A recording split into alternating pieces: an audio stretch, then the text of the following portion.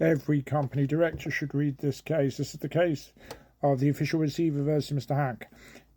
And this is a case where the official receiver, acting in the capacity as liquidator, brought legal proceedings against the director in relation to monies that he'd received from the company. This was brought in the business and property courts, and it really is a sort of textbook case for a director when they're receiving money from a company, and talks about the signing of the balance sheet, where the director acknowledges responsibility in relation to keeping records. In this particular case, keeping records and the absence of records was a feature of the case. Don't forget, the need for a director to keep records is relevant when they have to justify their receipt of money. Company, separate legal person from the director. And you can see that the judge highlights this issue when he talks about the company records, that there are few company records. Mr. Hack accepted the failure in his closing statement, saying the company was a small company run by a single director and that he was not well in 2015 and 16 due to the breakdown of his marriage. Separate issue is, of course, the fact that the records don't appear to have been good and were not available to support what the director wanted before the court.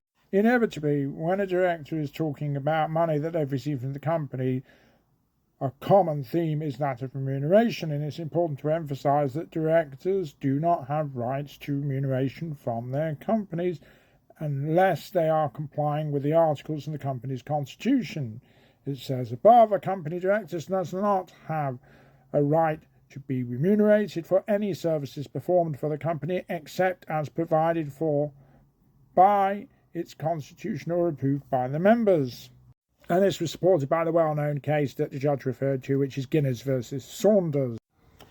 You can further see that the judge says that the failure to keep accounting records was clearly relevant, and by making personal use of the company's cash, there was a failure by Mr. Hack to recognise and avoid a situation where his interests conflicted with that of the company. Ultimately, because there were no records, or limited records, there was a problem with his ability to account for the transactions in which he had a personal interest in. So, if there's a lesson to be learned here, keep very, very, very stringent company records, diligent records, and whilst you shouldn't distinguish between simply transactions involving the director personally, clearly, if a director is going to be challenged, they are going to need to produce company records in respect of those payments and monies that they've had the benefit of from the company to be able to justify that the receipt was in good faith. Questions, queries, concerned, give us a shout. We know insolvency inside out.